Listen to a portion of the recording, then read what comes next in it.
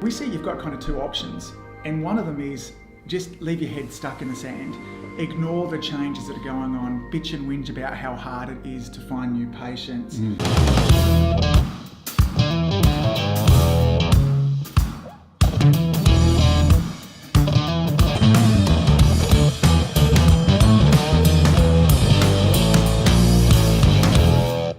G'day gang, Tony and Angus here, and a big warm welcome to the Marketing Your Practice podcast. We've got a big one for you today. It's early 2019. We thought the time has come to really lay out our plan. So the journey we're going to go on today is really all about 6 foundational pillars to our effective marketing, or really what Tony and I often refer to as being a community influencer as well. So strap yourself in, whether you be driving in the car or going for a walk at the moment. We want you to kind of put your best imagination mind on. Tone, paint a picture for them. Paint a picture. So if you want to be someone who is seen in your community as the go-to person, someone who's an expert, who has this something that people want. People see you as someone who can solve their problem, can help them on their journey. So if you want to be that person, then listen in, because we're going to go through these foundational pillars, which are going to set you on a course to being this trusted advisor, this community influencer, someone who is seen as the expert. Yeah. Now, so you talk to, and regardless of whether we're talking with chiropractors, naturopaths, Chinese med practitioners, the biggest challenge that by far that most of us have is, where's my next new patient going to come from? So, you know, what would practice be like in 2019 if that problem was solved? And what if you were able to do it in a way that was kind of heart-centered? Because that's important too. We've all kind of seen those ways where it's pushy, where it's sleazy, but you know, there's another way to kind of do that as well, where you're able to kind of win the attention of people in your community and stand out because you have something really great to offer. And then on top of that too, once you had that solved, imagine having a future where you are able to bring on other practitioners, take a holiday, those kind of things. So I think that's very liberating, isn't it? You know, thinking that you're not tied down to a job. You know, this is potentially, for some of you, you might want to turn this into a real business and say, I'm going to be the CEO of this organization, going to bring in other practitioners, other things are all going to happen. You know, what do you need to be doing in order for that to come true? Well, follow these 6 steps. I think it's interesting because I want to tell you a quick story about Neil, because I think regardless of where you are in practice, there are always going to be challenges, but there is a hierarchy of challenges, like what difficulty you want to have. And I began my journey into kind of really looking at marketing about 15 years ago. I had a super savvy patient in, and I was looking at this idea of kind of, I need to start setting a marketing budget, doing all those kind of things there too. And I said to Neil, like, Neil was running all of these beauty centers and doing a great job of setting them up. You know, I think he had 15 or 16 at the time there and seemed to be growing at an incredible rate. And I said to Neil, Neil, do you kind of have a marketing budget that you set out each and every week that you spend on marketing? And he said, absolutely not. He said, I think a marketing budget is rubbish. He said, and I'll tell you why. He didn't actually speak anything like that. I was going to say, was that his accent? I don't remember. I made up a new voice for him there too. But here's what he said. In essence, he said, Angus, for every $1 that we spend on marketing, he said, I make about $2.50. He said, so if you could put $1 into a vending machine and get $2.50 out, how many times would you want to put $1 in there? And I'm like, give me the dollars. You would want to do that forever. He said, the challenge that we actually have at the moment is actually finding retail space for me to open up more stores. So he had a challenge. He'd solved the new patient challenge. Now we had these issues in around staffing and in around finance. So if you solve the new patient problem, which we hope to give you a foundation of how to do that really in this next kind of 40 minutes or so, don't assume that all of your problems then go. We just get a high quality problem. And that's what we want. We want a high quality problem. What do I do with the extra money I'm bringing in? What do I do with the extra staff I need to train? All of those kind of things. You know, that's really what it's about. So, absolutely. And to factor in that idea that there's a greater problem we're going to have, you know, one of the issues that we do have as natural health practitioners is that the competition is, bigger than it was when we started practice 20 years ago. You know, there was a couple of practitioners around the area. Now it seems that every corner is someone, whether it be a Chinese massage place or the naturopath, the chiropractor, the physiotherapist, the personal trainer, there's a yoga studio, there's a bar A place, there's a this, there's that. It seems that there's Pilates. People have got options. Now we understand as practitioners that we all do different things. But from the public's perspective of, I've got a problem and I've got 38 different options that are telling me that I could solve that problem. So from a public point of view, you've got to stand out to be that trusted advisor, to be that person who says, yes, I can help. I mean, if you think about it just from a chiropractic point of view, 20 years ago, if I had some kind of musculoskeletal complaint, whether it be I just want to improve my posture, there wasn't a lot of choice. The chiropractic physio was kind of, certainly here in Australia, get into it now, like you said, I'm going to start some Pilates, I'm going to do some yoga, I'll just go to the Chinese massage across the road there as well. There's osteopaths here, there's mypaths, do you know what I mean? The choice now is enormous. So we see you've got kind of two options, and one of them is just leave your head stuck in the sand, ignore the changes that are going on, bitch and whinge about how hard it is to find new patients, blame the regulations. Yeah, well, we have lots of restrictions happening here in Australia that affect the way that we can market and communicate. These Gen X, Y, Zers are hard to get staff, all those kind of things. So, option number one is that, or option number two, realise that there's opportunity now. It's easier now for us to communicate with people than ever. And we're going to talk about some avenues to do that shortly. And people in their droves are turning towards alternate supportive allied health, whatever you want to kind of put it there too, because they're frustrated. Frankly, they're sick and tired. And it's so interesting. I mean, I had your classic baby boomer patient in yesterday who just said, I'm terrified of aging. And, fit, healthy woman, she says, what do I need to do to make sure that my spine is working great too? So that real wellness-driven kind of, these people are out there. So, but in order to do that, we need to really upskill. And that, in essence, that's what we're really going to talk about. We take you through a 6-step process, and we call them kind of foundational pillars, to becoming a community influencer, somebody who's the go-to choice as well. So, step number one, Tone, take it away. Step number one is you actually need to see yourself as a marketer. And this can be a little confronting for some people, for some practitioners, because we never saw ourselves as marketing. In fact, we wanted to shy away from marketing because it was dirty, it was sleazy, it was things that not a health practitioner would or should need to do, and so there has been a lot of resistance to it.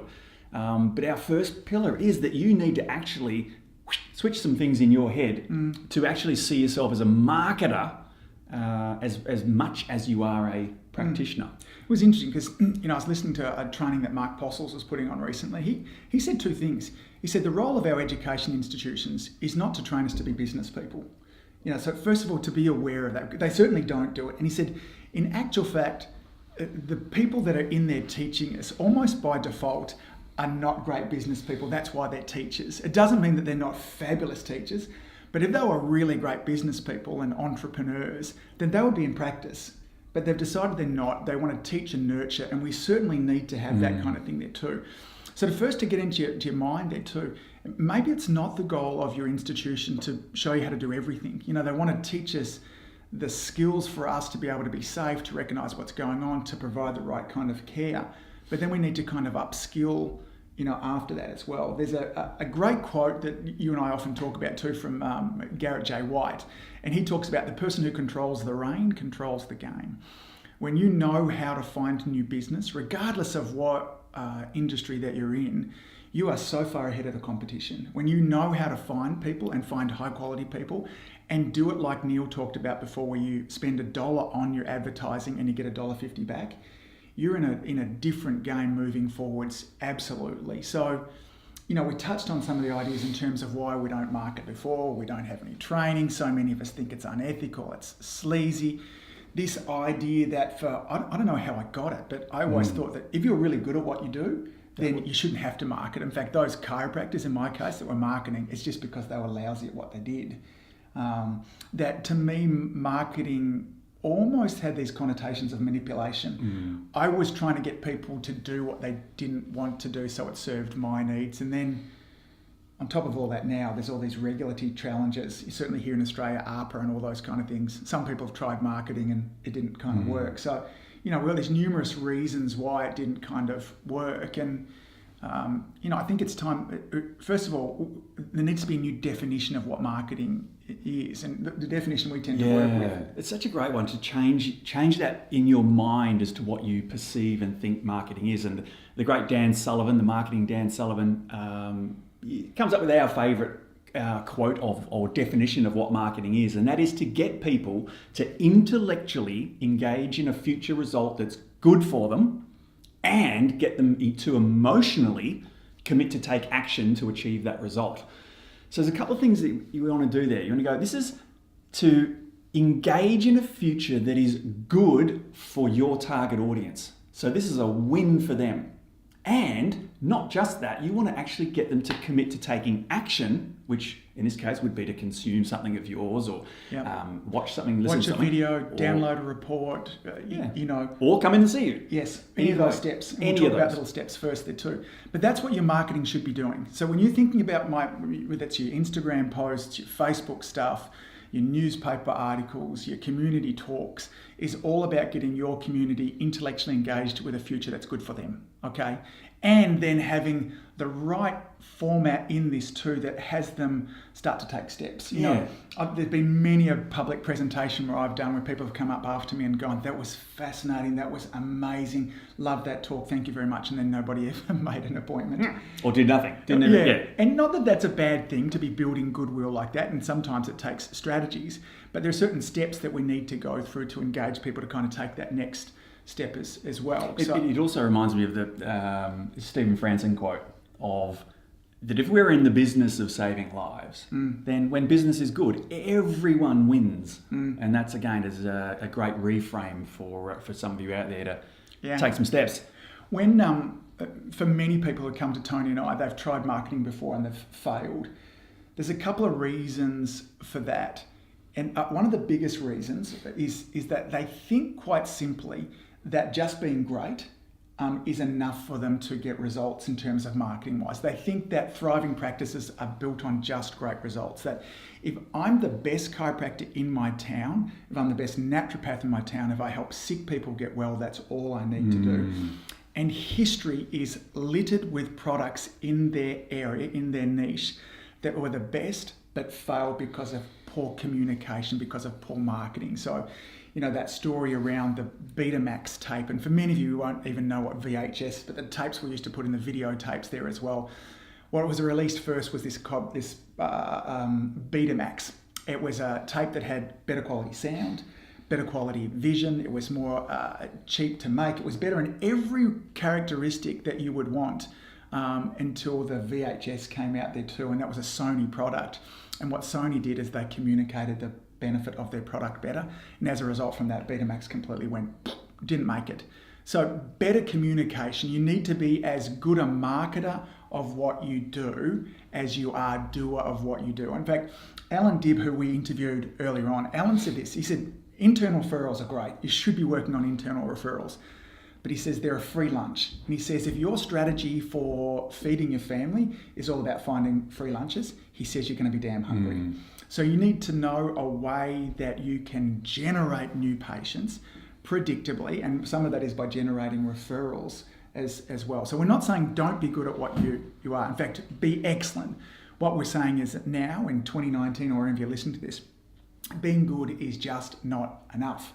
So got to understand 3 phases of marketing: before, during, and after. Give a little kind of touch on that. So the before, during, and after phases of marketing. So the before phase is all about getting people to know you, to identify you. Then you're going to get them to trust you, and for them to put their hand up and say, you know what, I'm actually interested in what this person's got to offer, say, and present. And so that's all about the before. It's about finding people out there who are interested in what you've got to offer. So there should be, there should be 3 silos to your marketing. So often all of our marketing is just about finding new people. But if you're finding new people and you're putting them into a bucket that is empty, then you're going to be perpetually on this pathway of finding new people. Yep. So you need to be, all right, how do I have a great community outreach to find people? How do I keep them? How do I engage them, and what do I do? And how do I have them re-engaging with me? How do I talk about kind of retention from there as well? So before's that phase. The during phase is that, marketing is what sort of, when somebody rings up, when someone comes into your practice, what kind of experience do they have?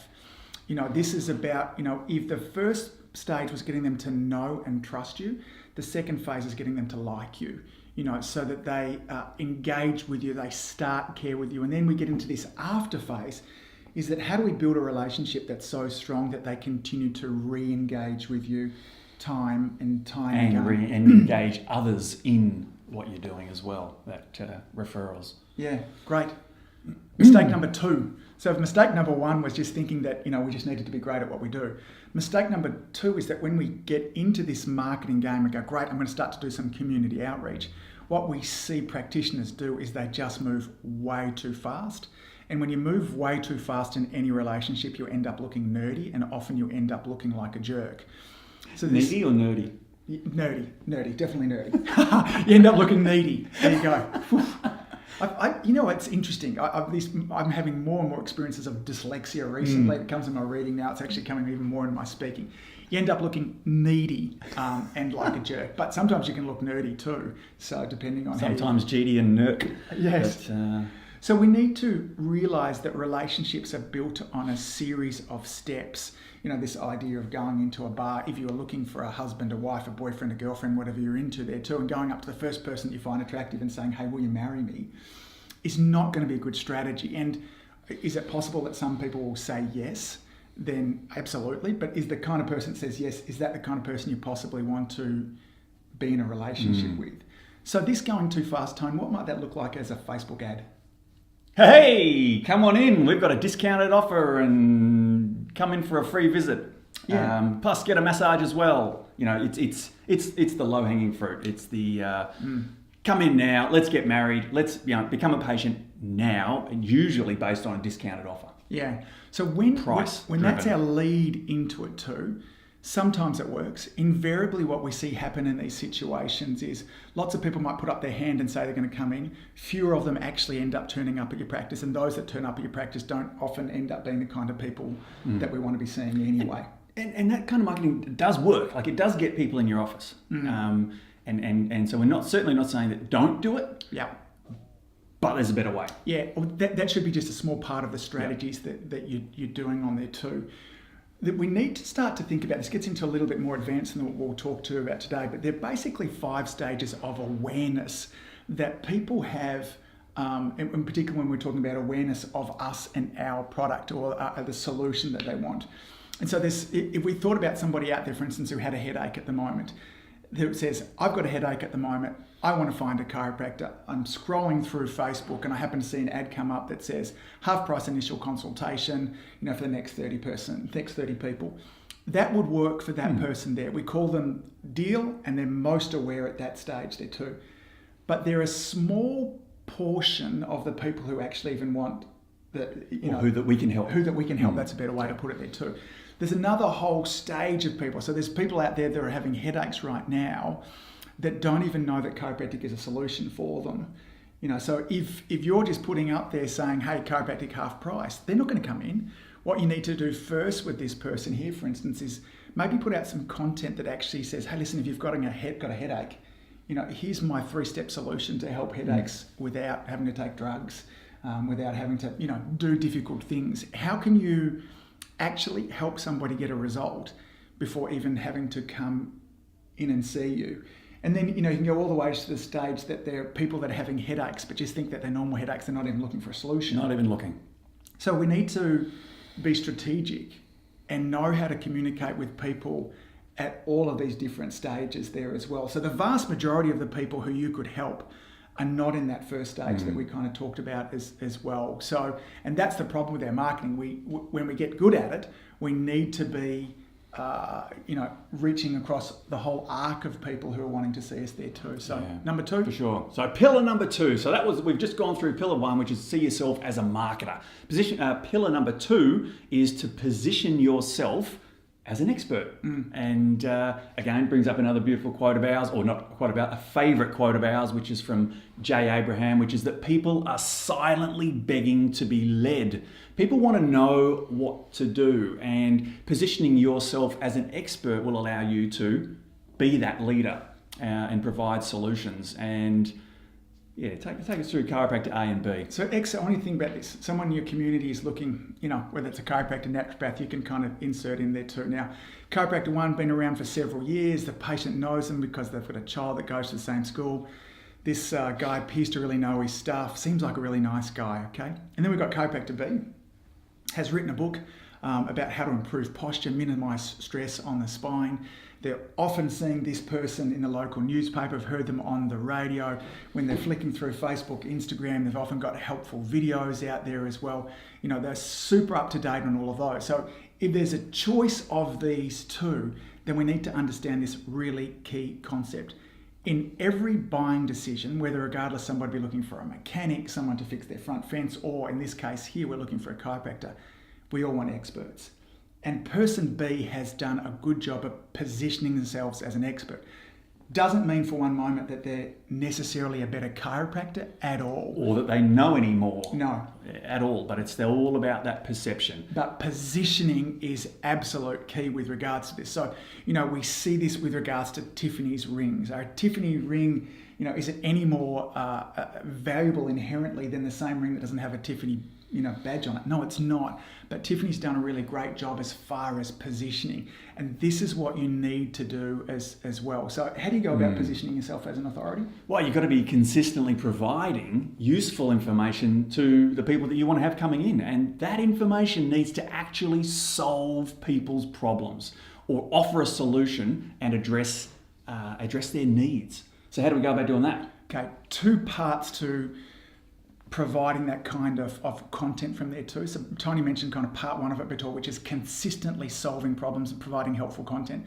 But the second part of that really is you can't provide when you try and provide a solution to everybody, you end up providing a solution to no one. And this really leads us onto, you need to narrow your focus, which is actually our next kind of, pillar here. Pillar 3. Here is narrow your focus. We talk about this all the time. Who's the audience that you're going to serve? When you look out to your community and you say, look, and what we're going to suggest, break it down your year into, I was going to say into 3 quarters, but break it down into 4 quarters. Okay, so this next 3 months, who are you going to focus on? Are you, if you're a Chinese med practitioner and you're all about women's hormones, that's your focus. And then you're going to go on to thyroid, then weight loss, and then whatever it is. As a chiropractor, what's your focus going to be for this next 3 months? And then get down and dirty in terms of getting really clear about the conversation that's going on inside that person's head, and then start providing helpful content to that person. And I would say, if you're breaking it down to that kind of 12-week sort of focus there as well, at the very minimum, 6 pieces of content that you can share. Every 2 weeks, a new piece of content that you're kind of bringing out that helps out this person. Get really clear about who this person is. What are their fears and frustrations? What are their dreams?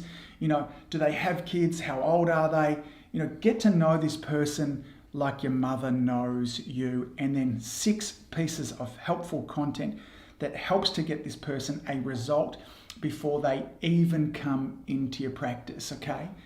Which leads us on really to pillar number 4. Pillar number 4, which is to see yourself as a problem solver.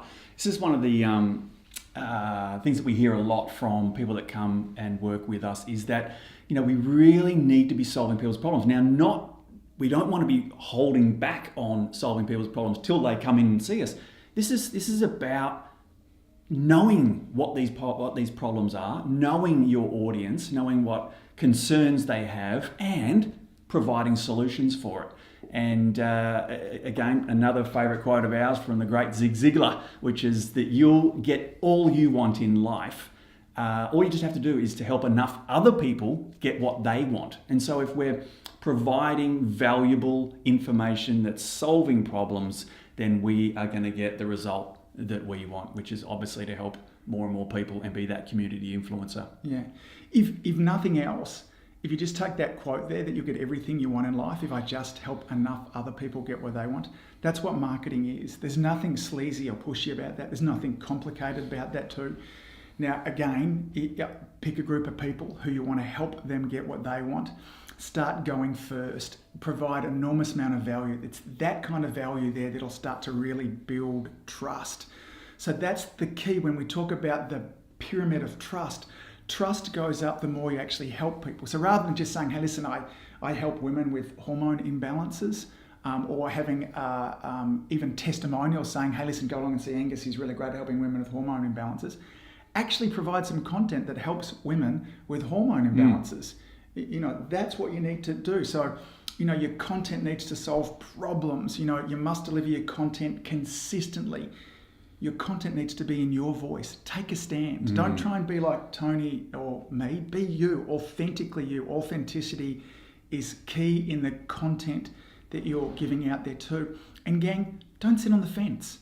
Like, you know what? If you're all about helping women with their hormone. And I was listening to Nat Kringudis the other day.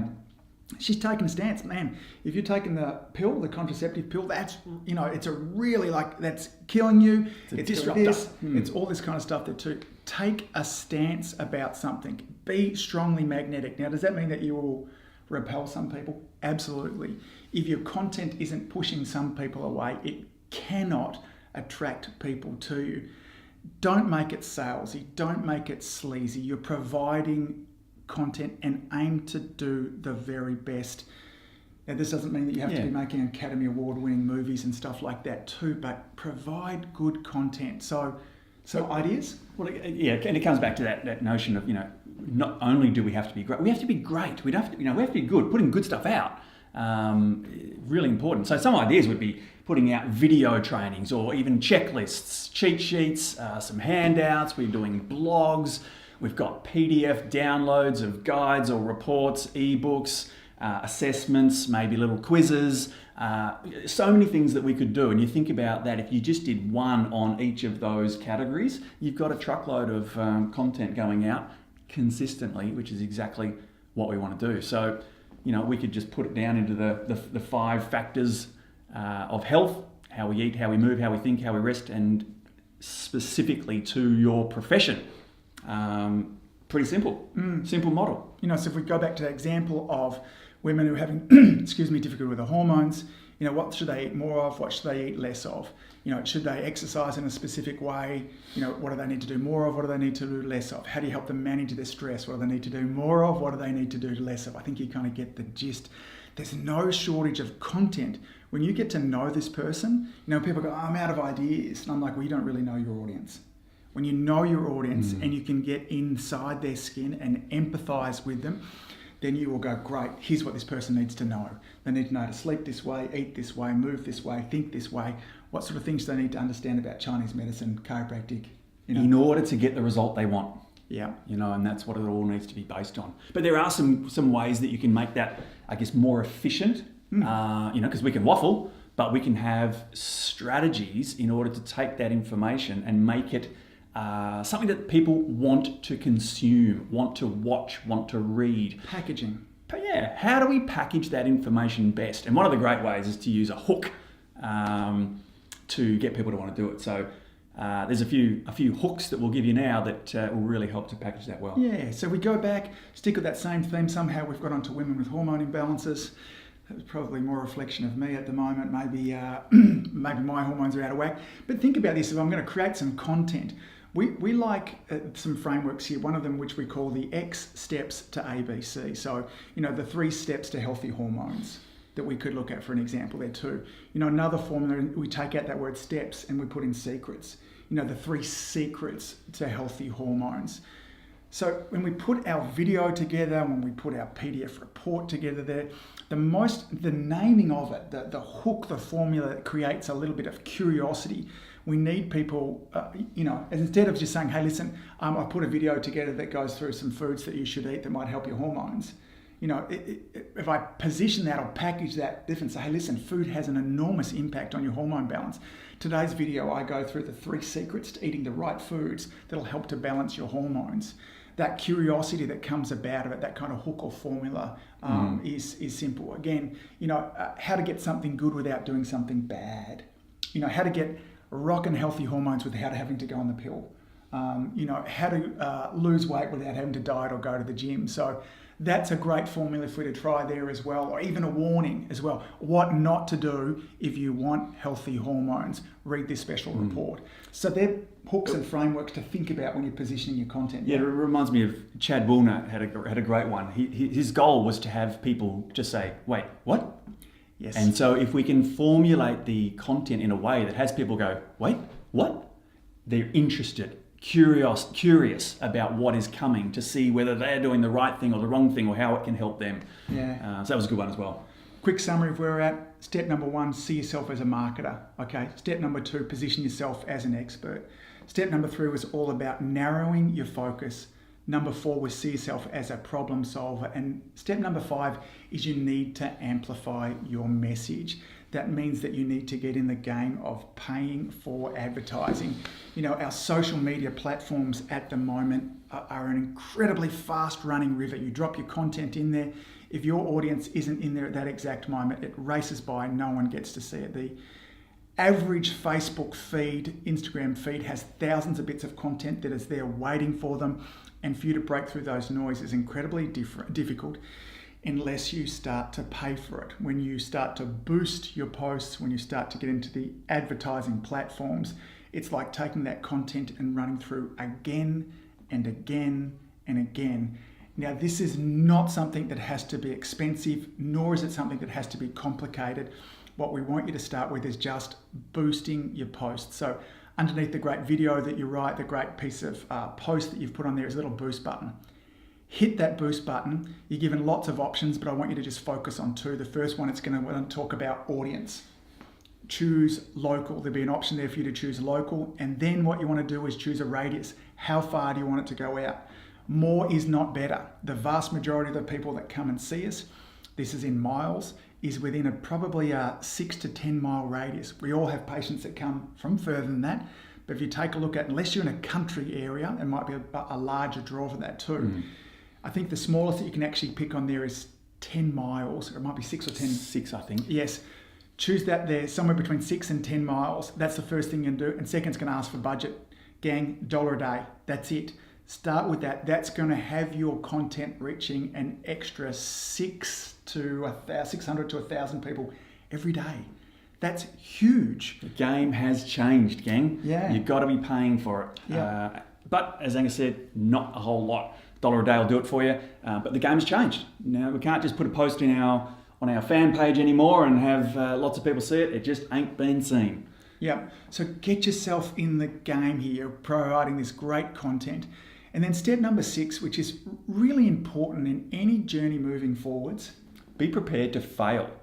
Even with something as simple as boosting a post for $1 a day, you'll have some content that just won't go anywhere and some that will. But having this growth mindset, which is one of the characteristics of all the people that we've interviewed on the podcast, is this ability or mindset of people to go, you know what? If something doesn't work the way that I thought it was, great. At least I've learned another way not to do it, and I move on to the next one and I try again. And so having this growth mindset is just critical of those people that we see killing it and having knocking it out of the park as far as their marketing goes. It's another way to learn not to do it, how not to do it. And marketing really, gang, is equal part art and science. So there is a science with how we communicate. We've talked about the science of building relationships along the two, but every audience and every community needs to be communicated to in a slightly different way there too. And if all you've got to lose is $1 a day, bit of time putting this stuff together there too. But if the potential that we go back to begin with, which was really this, is what would life be like in 2019 if you never had to struggle and know where the next new patient was coming from? If you had this heart-centered way, because of course if your content is just reaching out to people, it's helping them get a result before they even come to you. There's nothing sleazy or pushy about that at all. And if you did this in a way that you built such massive goodwill in your community, that the phone was always ringing, that your appointment book was full enough that you could bring on an extra practitioner, I think that would be worth the challenges of some of the ups and downs that come with learning any kind of new skill from there as well. For sure. Get to work, gang. And I guess, if you want more help with that or specifics on the how-to, then that's exactly why Angus and I put together the Community Influencer program. The membership is to show you, if you want to have some content going out, how do you formulate? Well, we've got deep dives, trainings on that inside the membership. So if you want to check that out, go to adiomedia.com/CI and you'll have the information about the Community Influencer membership. We'd love to have you in there.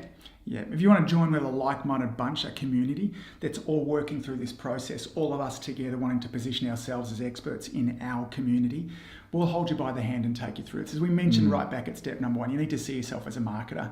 And if you're going to see yourself as a marketer, you need some marketing training. And you get loads, man, just go back to episode number 1 of the Marketing Your Practice podcast. We give away more actionable steps inside of here than most courses. And the Community Influencer membership, there are thousands of dollars of programs inside there that we've individually sold for $2,000, like our video influence. You get access to that immediately. A low monthly payment to jump in there too. But this might be a podcast you want to listen to again and again and again to work your way through those 6 steps as well. So, Tone, thanks for sharing. Thanks, man. As always, gang, thanks for all that you do. Keep saving lives. Tone and I look forward to seeing you real soon. If you happen to be on any of the social pipelines, be sure to jump in, say hi. Say good day. If you haven't already subscribed to Marketing Your Practice podcast, please do that.